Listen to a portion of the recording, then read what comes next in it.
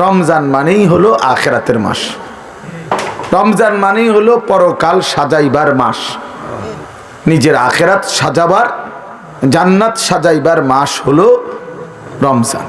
রমজানকে সামনে রেখে আল্লাহ পাক রব্বুল আলামিন ফেরেশতাদেরকে দিয়ে জান্নাত সাজিয়ে দেয়, নতুন করে জান্নাত সাজায় রমজানকে সামনে রেখে, জাহান্নামকে বন্ধ করে দেয় এবং সমস্ত শয়তান দুষ্ট জিনগুলোকে শেকলে বন্দী করে দেয়।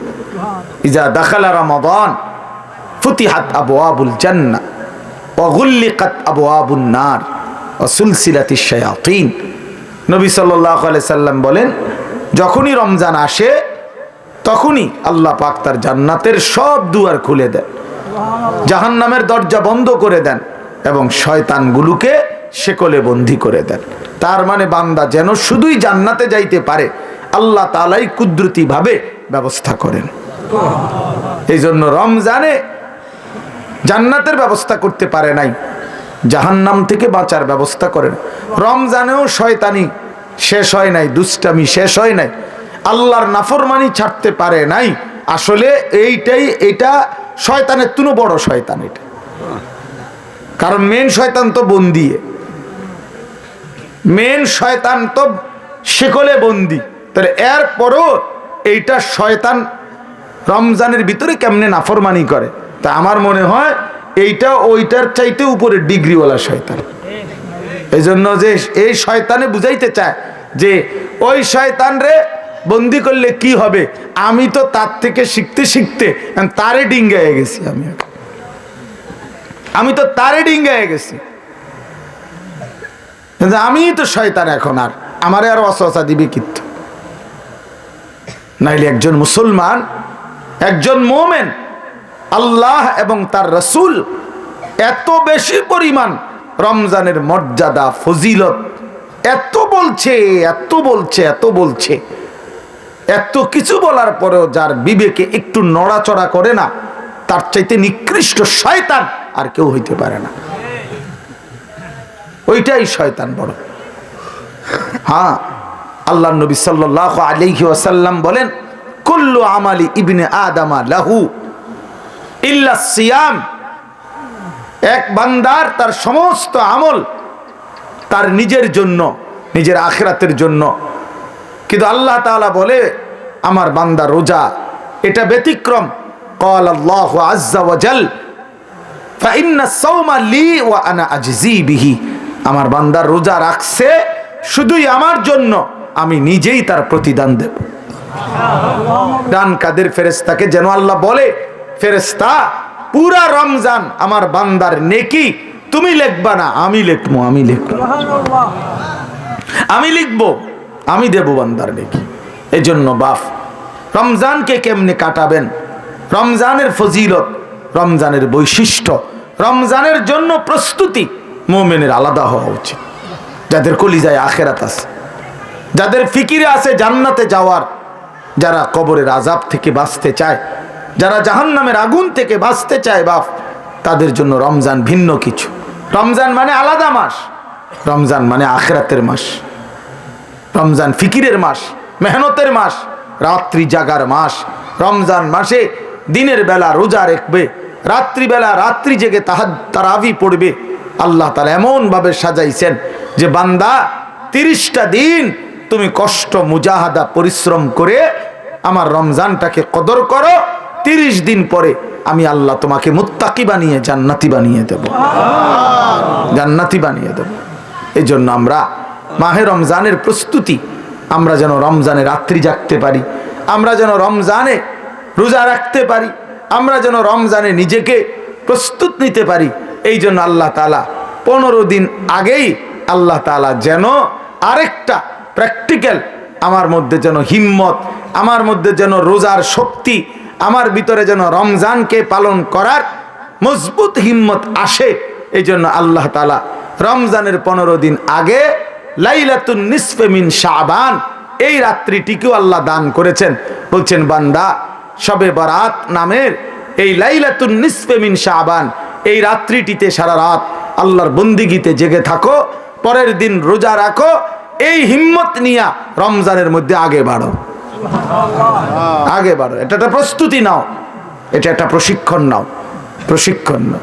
সেই রাত্রিটাও আগামীকাল আমাদের সামনে, শবে বরাত, লাইলাতুন নিসফে মিন শাবান, অত্যন্ত মহিমান্বিত মর্যাদাপূর্ণ একটি রাত শবে বরাত, যেটা আমরা শব্দটা তো জানি, কিন্তু আমরা যথাযথ বন্দিগি করতে জানি না।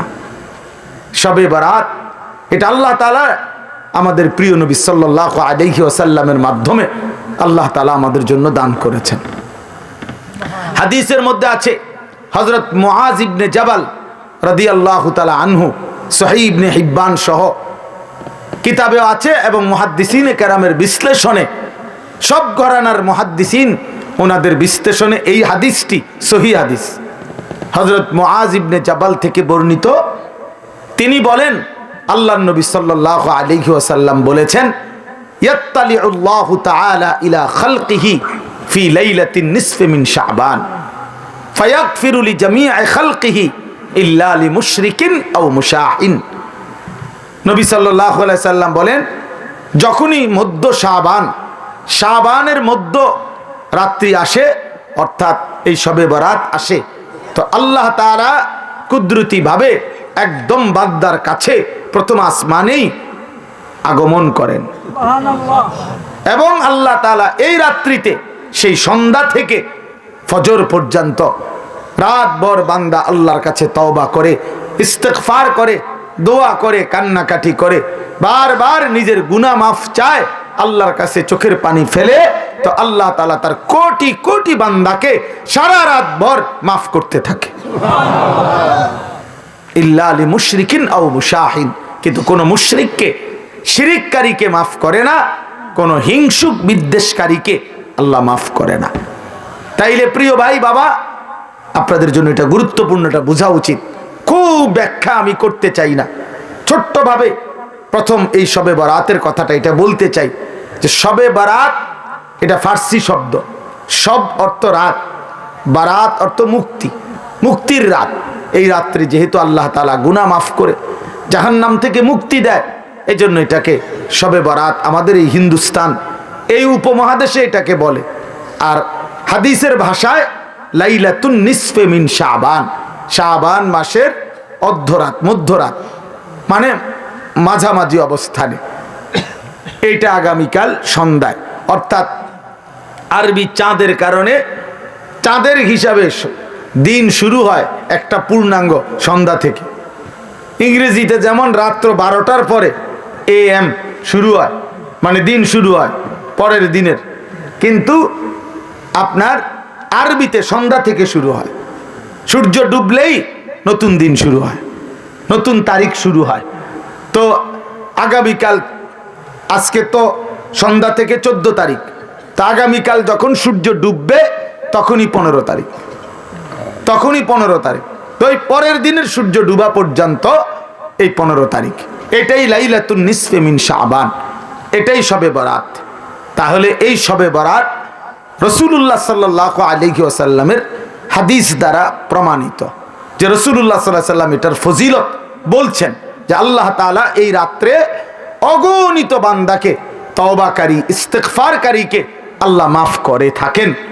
অতএব এটা প্রমাণিত। এখন প্রশ্ন হইল, আমাদের করণীয় কি? আমি সংক্ষেপে শুধু এটা শেষ করতে চাই। আমাদের করণীয় কি?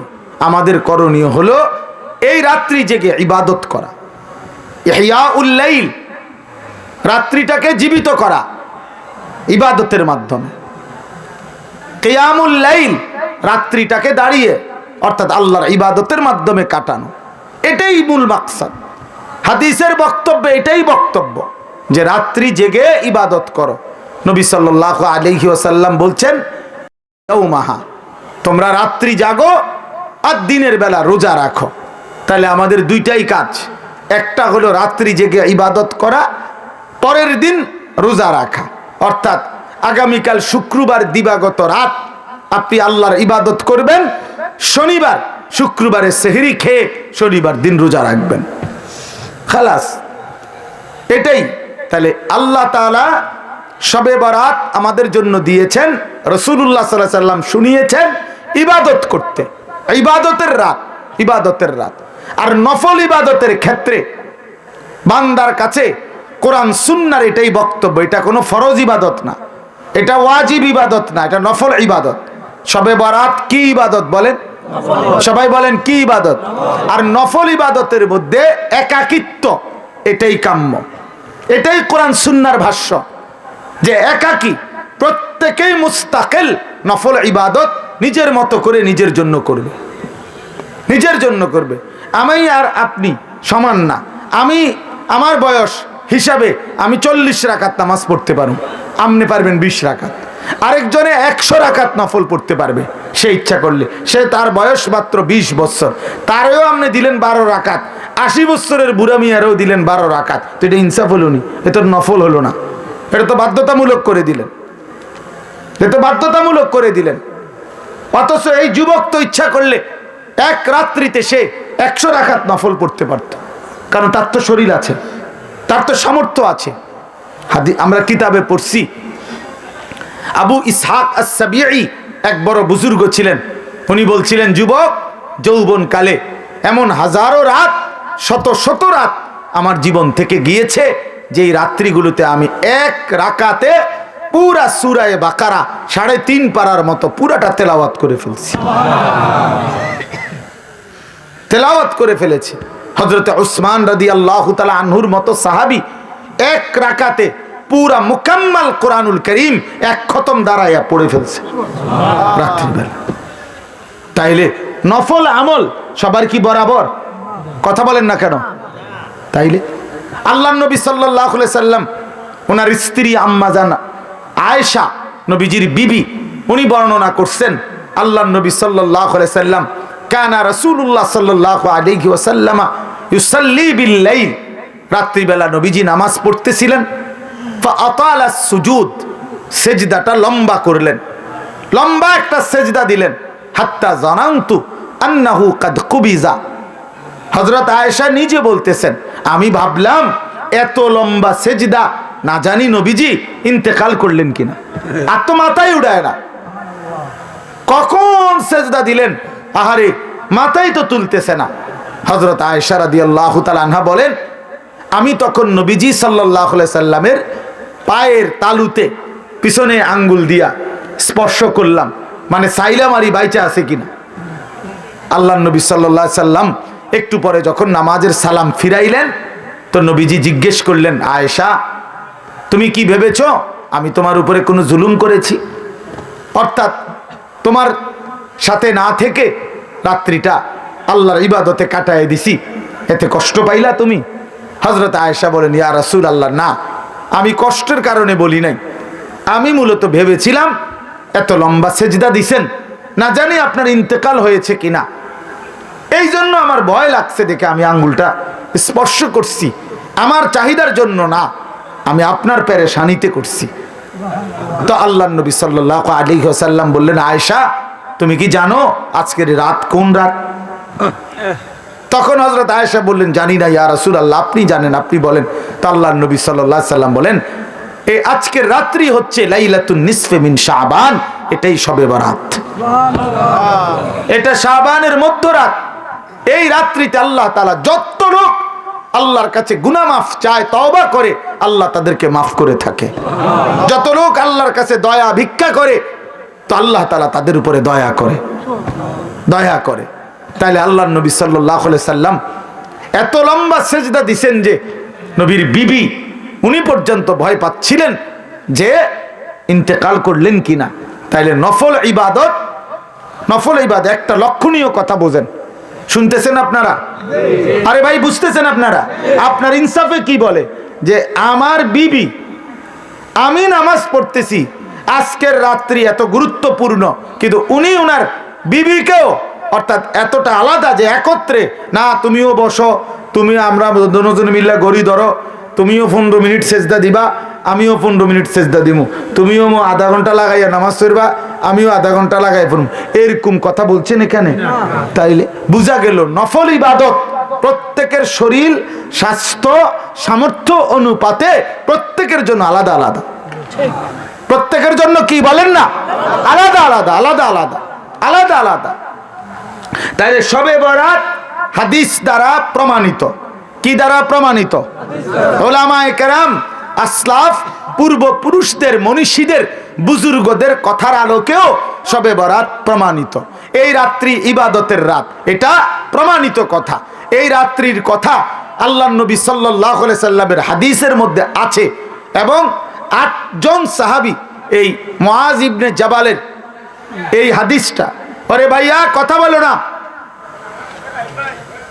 বাপ কথা বলো না, রাস্তায় কথা বলতেছো কারা? আহারে বাবা, একটু পরে আসো, এক ঘোষণা দিবে, সোজা হইয়া বসতে বলবে সবাই রে, ভাইয়া একটু পরে বলবে, কিছুক্ষণ আর একটু ধৈর্য ধরো ভাইয়া, আর কষ্ট হইতেছে ছেলেদের। এই এক্ষুনি বলবে ইনশাল্লাহ, কিছুক্ষণ পরেই বলবে, সিরিয়াল ধরে বসেন, মূল পর্ব শুরু হবে।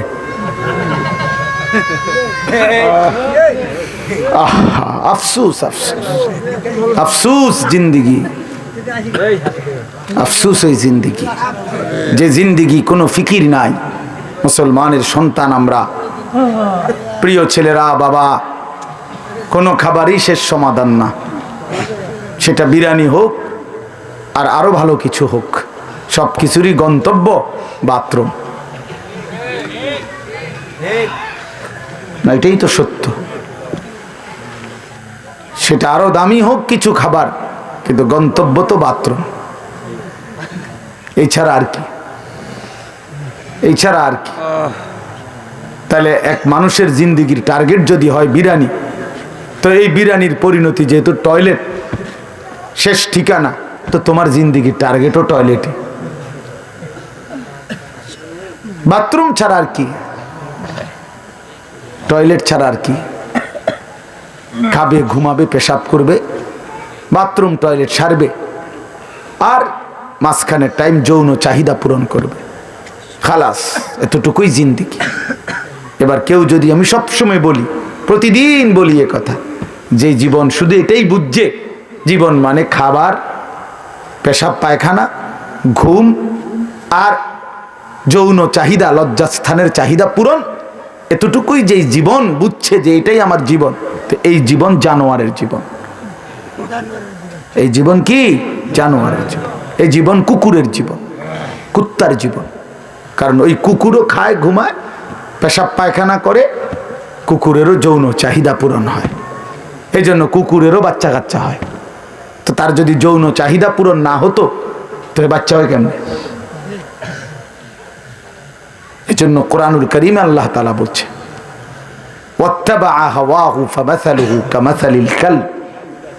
এক নাফরমান পাপীর কথা আল্লাহ বলতে গিয়ে কোরআন শরীফের এই আয়াতে আল্লাহ বলছে, সে তার মনের চাহিদার অনুসরণ করেছে।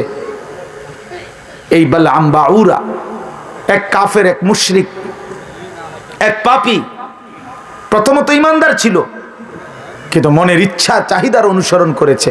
আল্লাহ বলছে, সে তার মনের ইচ্ছারও যখন অনুসরণ করলো, এবার তার উদাহরণ হয়ে গেল কামাসালিল কালব, কুত্তার মতো।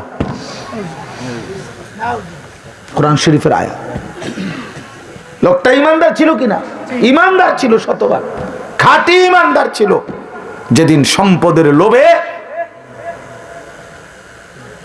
নিজের মনের চাহিদা মতো অনুসরণ করেছে, আল্লাহ তখন বলছে তার উদাহরণ কুত্তার মতো হয়ে গেছে, কামাসালিল কালব।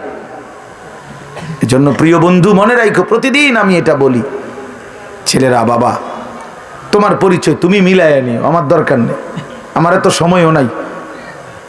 তোমার পরিচয় তুমি মিলাও, আমার পরিচয় আমি মিলাই। প্রত্যেকেই হিসাব লাগাও, হ্যাঁ, নিজেরে নিজে হিসাব করো। তুমি চালাক না বেওকুফ, তোমার বিবেককে তুমি প্রশ্ন করো। আল্লাহ তাআলা কোরআনুল কারীমে বলছেন, যে মানুষটা মনের ইচ্ছা মতো চলে, তার জীবন কুত্তার জীবন। কামাসালিল কালব, কুত্তার জিন্দিগি। এজন্য আমি সব সময় বলি, যে কপালে সেজদা নাই, ওই বেনামাজি যেগুলো, এগুলোর জিন্দিগি কুত্তার জিন্দিগি, কুকুরের জিন্দিগি। এজন্য নওজোয়ান ছেলেরা মনে রাখো, তোমাদের যাদের কপালে সেজদা নাই, তোমার জীবন কুত্তার জীবন। খাও বিরিয়ানি খাও, খিচুড়ি খাও, কোনো অসুবিধা নাই। অসুবিধা কি? যার যার বাড়িতে টয়লেট তো আছেই, খাইবা না? বাথরুম তো আছেই, ভাত খাও। যা মুখে অর্জন করলা তা বাথরুমে ক্লিয়ার করে দিলা, খালাস। তো আর অর্জন কই জীবনের? এ তো গেল গাই। এই জন্য আমরা এটা বোঝা উচিত, আমাদের এটা ফিকির থাকতে হবে। আমরা মুসলমান, মুসলমানের 10 বছরের বাচ্চাও দামি, মুসলমানের 6 বছরের বাচ্চাও দামি, মুসলমানের 60 বছরের বুড়া মানুষও দামি, মুসলমানের 1 সেকেন্ড দামি, মুসলমানের 1 মুহূর্ত দামি। আমার প্রতি মিনিটের হিসাব হয়, আমার প্রতি মুহূর্তের হিসাব হয়, আমার প্রতিটা নিঃশ্বাসের হিসাব হয়। তাহলে আমার আবার অবসর কোথায়? আমার আবার ছুটি কোথায়? আজকে আমার মাদ্রাসা বন্ধ হয়েছে, আমি লম্বা বয়ান করছি ছাত্রদেরকে, 450 ছেলে ছুটি দিছি সকালবেলা। তা আমি এটা বলছি, বাবা আমাদের কোনো ছুটি নাই, জিসকি সবক ইয়াদ হই উসকি ছুটি না মিলি।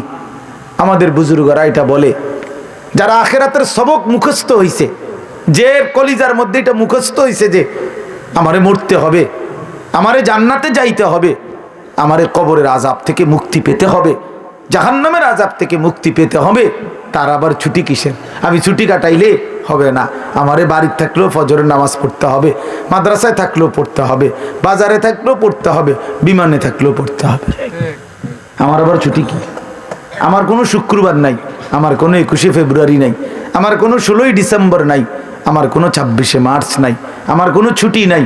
আমার প্রতিদিনই ডিউটি, আমার নামাজ প্রতিদিনই, আমি হালাল পথে চলতে হবে প্রতিদিনই, আমার চরিত্র হেফাজত করতে হবে প্রতিদিনই, কারণ আমার কলিজার মধ্যে এটা বুঝে আইছে যে আমার আখিরাত আছে, আমার পরকাল আছে, আমাকে মরতেই হবে। অতএব জিসকি সবক ইয়াদ হই উসকি ছুটি না মিলি।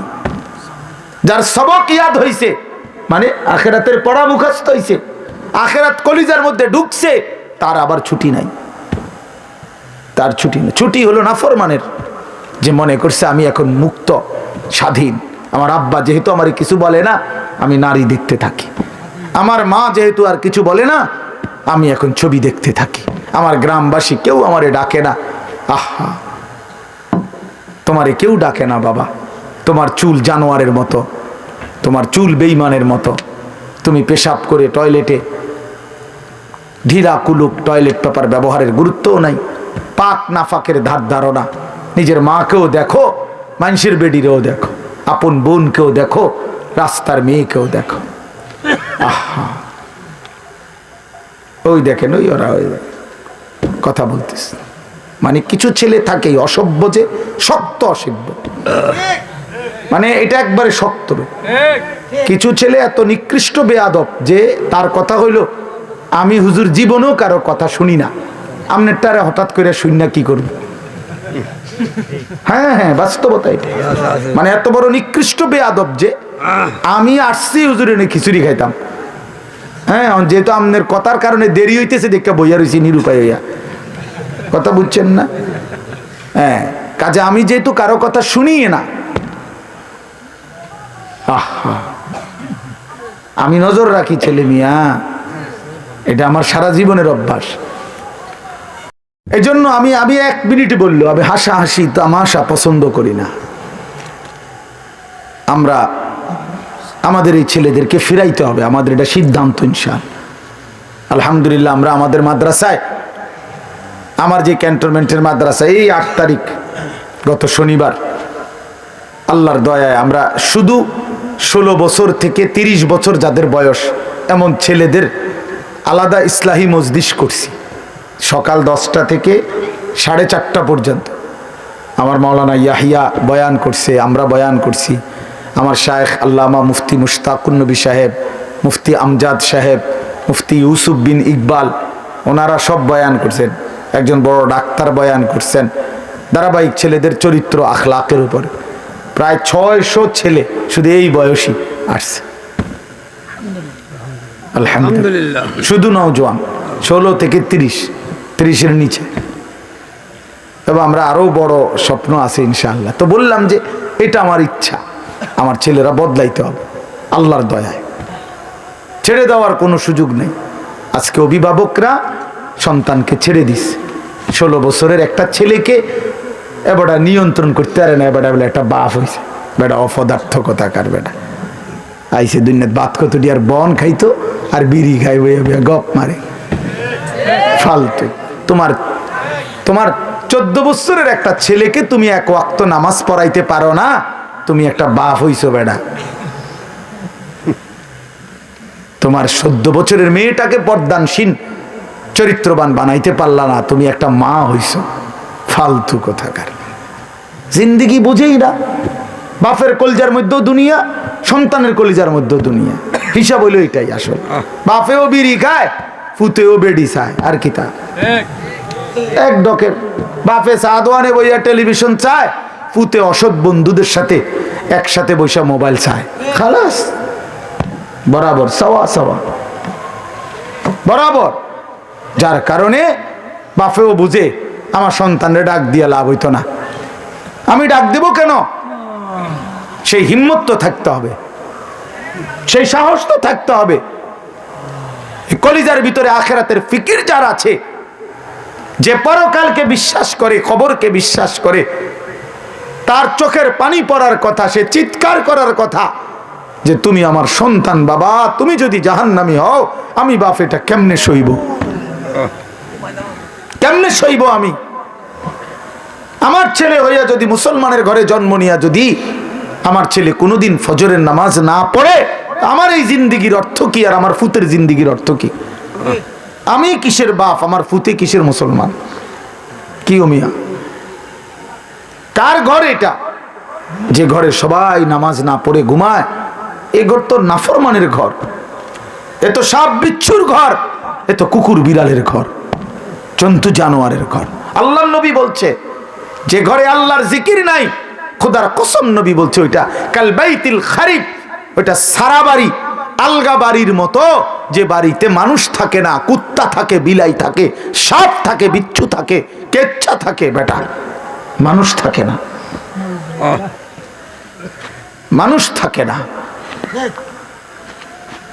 বেডিও বেফরদা, বেডাও বেফরদা, মাও নামাজ নাই, বাপেরও নামাজ নাই, জিরও নামাজ নাই, ফুতের বউরও পর্দা নাই, ফুতেরও পর্দা নাই। মা কি করে? সবাই খায়, ঘুমায়, পেশাব পায়খানা করে, যার মতো। ফুতের চুল ফুতের মতো, বাপের চুল বাপের মতো, জির বোরকা জির মতো, মার বোরকা মার মতো। তো এটা পরিবার হইলো কেমনে মিয়া?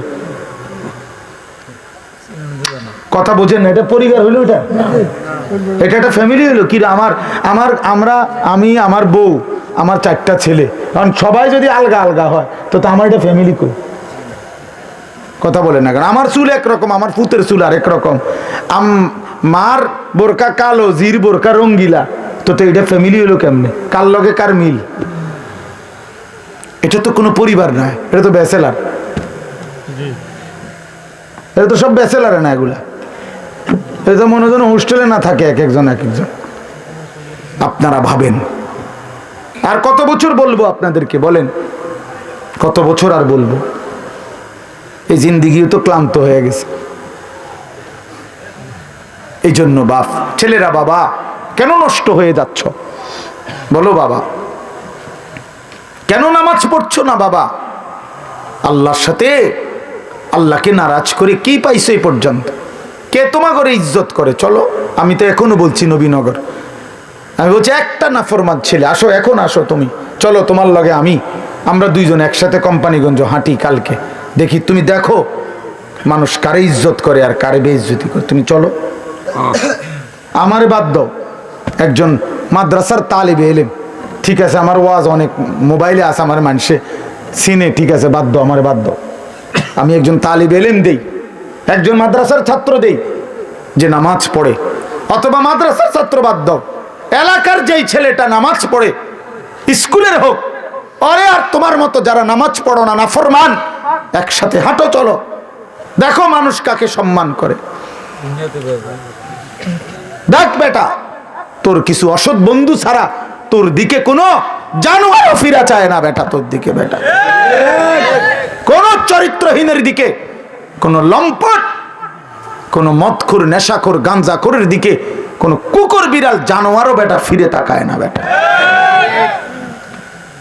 আমি ওই আমাদের বাংলাদেশের একজন বড় বুজুর্গ আলেম আছেন ওয়াইস, হযরত মাওলানা মুফতি নজরুল ইসলাম কাসেমি, অনেক সুন্দর বয়ান করে, দরদ মাখা বয়ান। ওনার বয়ান আমি নিজে শুনছি। উনি বলছে শুকর সকালবেলা যখন ঘুম থেকে উঠে, ওনার বয়ানে তো শুকর চোখ একসাথে মেলে না, মানে আমরা যেমন চোখ খুলি না ঘুমের থেকে, শুকর একসাথে চোখ মেলে না, মানে পুরাটা খুললে লায় না আর কি, একটু একটু করে খোলে, একটু এরকম আস্তে আস্তে চোখ মেলে, মানে একটু একটু করে চোখ মেলে। উনি বলছেন কিতাবে লিখছে যে শুকর এরকম আস্তে আস্তে চোখ মেলে কেন, একটু একটু করে। শুকর বারবার বলে এই চোখ মেলবার সময়, আল্লাহ আমারে কোনো বেনামাজি, কোনো নাফরমান যেন আমার চোখে না পড়ে, এই জন্য আস্তে আস্তে চোখ মেলে। আপনার কোন নাফরমান, আপনার কোন নাফরমান বেঈমান যেন আমার নজরে প্রথমেই না পড়ে, এই জন্য সে আস্তে আস্তে চোখ মেলে। আমি হুজুরের বয়ানে শুনছি তোমাকে শুকরে ঘৃণা করে, কুকুরে ঘৃণা করে। তাহলে বলো বাবা, নেন নেন পানির জগ নেন, মগ এটা নেন। তাহলে এই জন্য বাপ কেন নামাজ পড়ো না? কারো কাছ থেকে ইজ্জত পাইছো? একটা ছেলে বলো যে হুজুর আমি নামাজ না পড়ার কারণে আমারে মানুষ অনেক সম্মান করছে, কেউ পাইছো কিনা একটা ইজ্জত? তাহলে এটা কি ধরনের জীবন তুমি বুঝো না? আমরা বুঝি না আমার ঘরে মানুষ মহব্বত করে না করে না, এটা আমি বুঝি না? কথা কও না দুলা, আমি এটা বুঝি কিনা, তুমি বুঝো কিনা? তো মানুষের অনুভব হয় না? এটা তো অনুভব হওয়ার বিষয়, যে আমার তো একটা বুঝ আছে যে মানুষ আমারে ভালোবাসে কিনা, ঠিক কিনা বলেন না কেন? আমারে এই হাজি সাহেব যদি মহব্বত না করতো তো আমি প্রতি বছর আইলাম কেন? 50,000 টাকার জন্য নাকি 1 লাখ টাকার জন্য? এখানে আমি মেয়ে বিয়ে দিছি এখানে মিয়া, তাইলে ভালোবাসার জন্য, আল্লাহর জন্য, মহব্বতের জন্য। তাহলে বোঝা গেল তোমরা ছেলেরা, বাবা আমি রাত হয়েছে এই জন্য দেরি করতে চাই না, তোমরা একটা ছেলে হইলো ভাইব, তুমি ইনসাফের সাথে তোমারে মানুষ ভালোবাসে কিনা, এই সমাজের মানুষ তোমার দিকে তাকাইলে কি মনে করে তুমি বুঝো না? তুমি বুঝো না ভাইয়া? কি পাইছো নামাজ না পড়ে? নারী দেখতে দেখতে, উলঙ্গ ছবি দেখতে দেখতে অর্জনটা কি? অর্জনটা কি? কিচ্ছু না, ধোকা, ধোকা খাইছো। এই জন্য আগামীকাল রাত আমি অনুরোধ করলাম, আগামীকাল শবে বরাতের এই রাতে আলাদা আলাদা, শবে বরাত উৎসব না, শবে বরাত অনুষ্ঠান না, শবে বরাত বিরিয়ানি না, শবে বরাত খিচুড়ি না, শবে বরাত জিলাফি না, শবে বরাত ইবাদত। কথা বলেন কি? সবাই বলেন কি? এটা ইবাদত বেটা, ইবাদতের জন্য, এটা নফল বন্দেগীর জন্য। প্রত্যেক বছর আপনারে এশার নামাজের পরে 2 ঘন্টা প্রতি বছর শবে বরাতে আপনারে 2 ঘন্টা দইরা একবারে লাফাইয়া আপনারে ওয়াজ করে সুর দিয়া গাইয়া ডুইল্লা বুঝাইলাম শবে বরাত, যে বুঝছেননি? হ্যাঁ বুঝছে, ঠিক ঠিক ঠিক কিনা? ঠিক, হে ঠিক ঠিক ঠিক কিনা? কিটা ঠিক কিনা? বুঝছে শবে বরাত, বুঝছে। তা হুজুর এবার মুনাজাত দিয়া দেন, সবাই 4টা জিলাফি দিয়া দেন, হ্যাঁ শবে বরাত বুঝছে, ওটা বাইত গিয়ে শুয়ে লাইছে। তো আপনারা তো 30 বছর ধরে প্রত্যেক বছর এসার পরে শবে বরাত এটা বুঝাইতেই আছে, তো আপনি অনও বুঝছেন না? এটা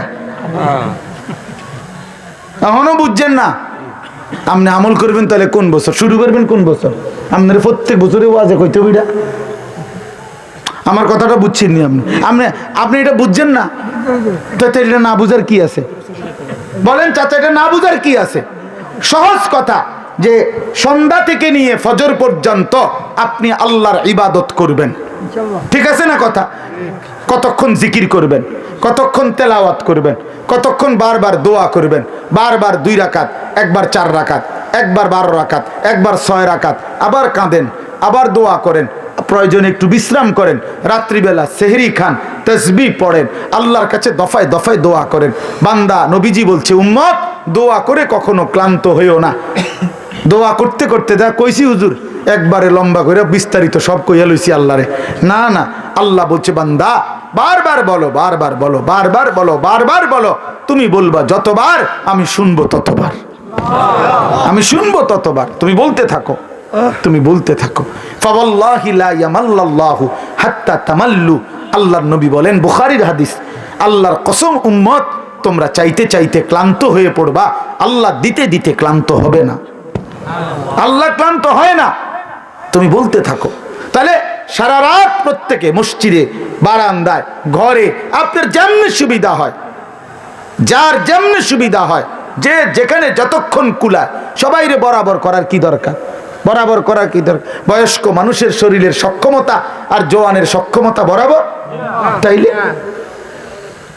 এই জন্য আপনাদের ছেলেরা তোমাদের কাছে বাবা অনুরোধ করছি, সবাই না বুঝলে অসুবিধা নাই, একজন যদি বুঝো তো তোমার জন্যই আমি বললাম, নিজের ফিকির করো বাবা, গুনাহ থেকে ছাড়ো বাপ। জীবনটা সুন্দর না করলে আমরা মরেই যাব, এটাই সত্য। কত কিশোর, কত নওজোয়ান বাবা কবরে চলে গেছে বাপ। তুমি নিশ্চিত তোমার এই জওয়ানি থাকবে না, তিন অবস্থা হবে, হয় তুমি বৃদ্ধ হয়ে যাইবা, নয়তো রোগ, কোনো বড় সড়ো কোনো রোগ আইসা তোমারে দুর্বল করে দিবে, আর নয়তো মৃত্যু এসে তোমারে থামাই দিবে।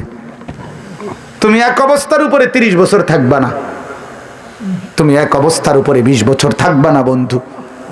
হয় রোগ আক্রান্ত হইয়া যাইবা, নয়তো বৃদ্ধ হইয়া যাইবা, আর নয়তো কবরে চলে যাইবা।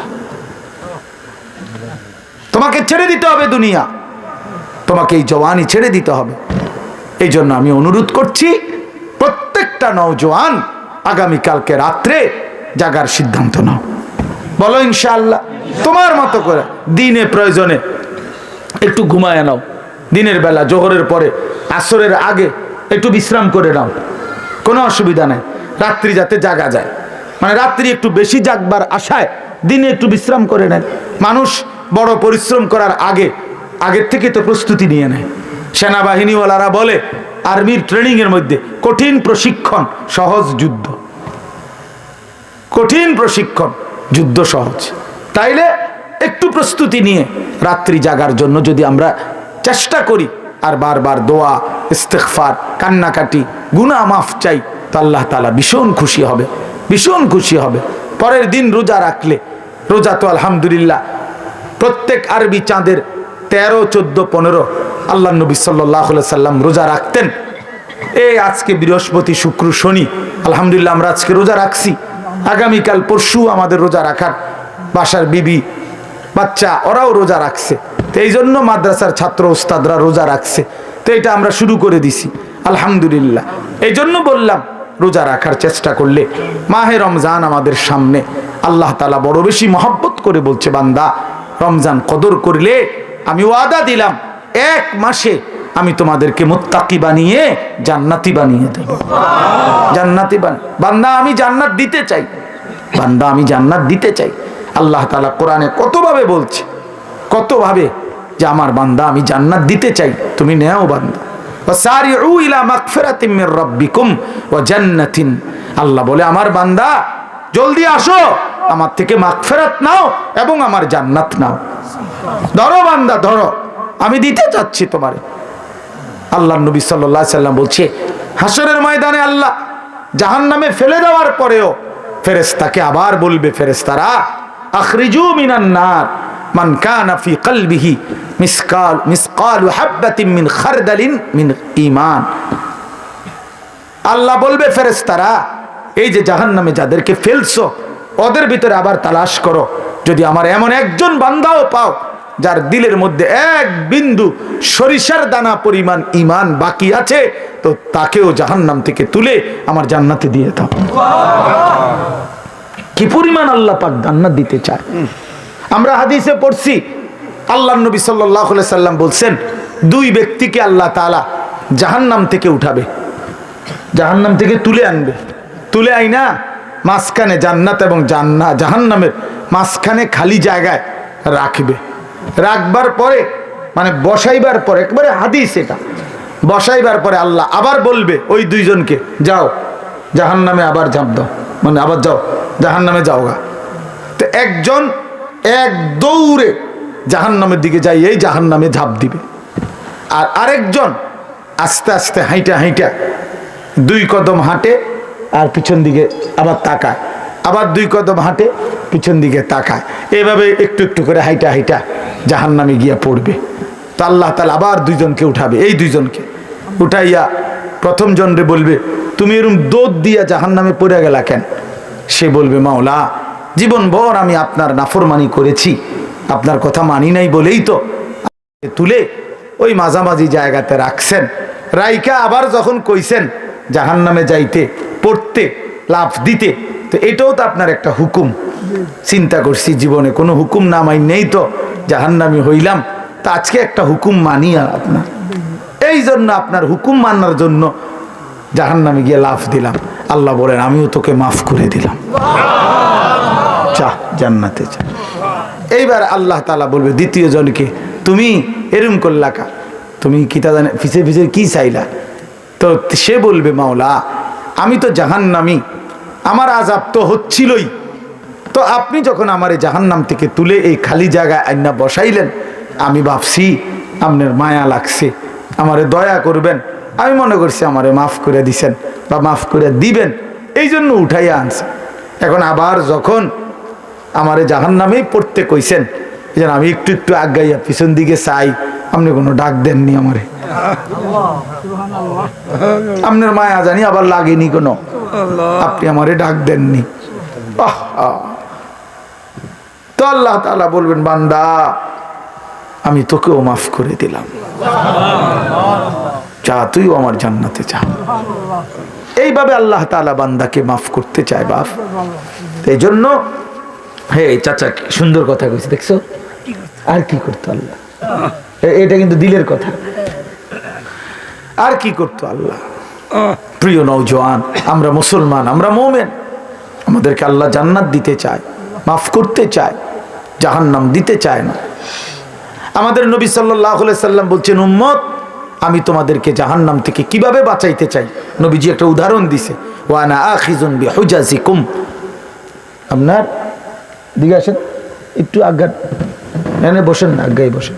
মানে কেউরে যদি আমি ফিরাইবার জন্য যে হাতে ধরে বললাম, ভাই আয়ো আয়ালাও, তুমি যাইও না ওইদিকে, তো সে বলে টান দিয়ে হাত ছাড়াইয়া ফেললো, বুঝেন নাই? এবার আমি তারে বললাম যে ভাই কাঁধে হাত দিয়ে, ভাই ভাই ভুল করো না, আগুনের দিকে যাইও না, আও তুমি ফিরে আসো।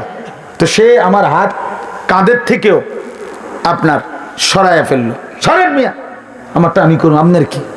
তো আমার হাতে ধরা হাতও কি করে দিল, ছুড়ে দিল, ফেলে দিল, কাঁধে রাখা হাতও ফেলে দিল। এবার আমি যদি তার কোমরে জড়াইয়া ধরি যে না ভাই আমি আপনার আগুনে পড়তে দিব না, আমি বাইচা থাকতে আপনারে জাহান্নামে পড়তে দিব না, আপনাকে বরবাদ হতে দিব না, আমি কোমরে জড়াইয়া ধরেও যদি টানাটানি করি, এবার সে চাইলেই আমার থেকে ছুটাটা তার জন্য কঠিন, কঠিন না? মানে কোমরে জড়াইয়া ধরলে ছুটা আলগা হওয়া কঠিন কিনা? এই আল্লাহর নবী কসম বাবা, নবীজি বলছে, উম্মত আমি তোমাদের প্রত্যেককে চাচ্ছি এভাবে কোমরে জড়াইয়া ধরে ধরে জাহান্নাম থেকে বাঁচাইতে। ওয়া আনা আখিযুন বিহুজাজিকুম।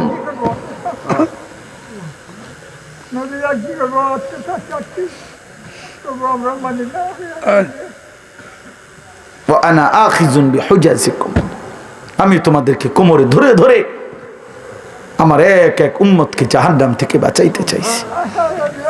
এবার ভেবে দেখো ভাইয়া, তোমার জন্য নবী কত কাঁদছে, কতটা ফিকির করছে, দুয়ারে দুয়ারে দুয়ারে দুয়ারে দাঁড়িয়ে দাঁড়িয়ে নবী উম্মতের কাছে গেছে, কত আঘাত দিছে, কত বেইজ্জতি করছে, কত অপমান করছে, তায়েফের রক্ত ঝরাইছে, পেটে 2টা পাথর বাঁধছে, দান দান শহীদ করে উহুদের ময়দানে পড়ে রয়েছে। হ্যাঁ, সারা রাত চোখের পানি ফেলছে, আর দিনের বেলা দুয়ারে দুয়ারে, হাটে ঘাটে, মাঠে বাজারে, সর্বত্র নবীজি মানুষকে আল্লাহর দিকে ডাকছে কিনা?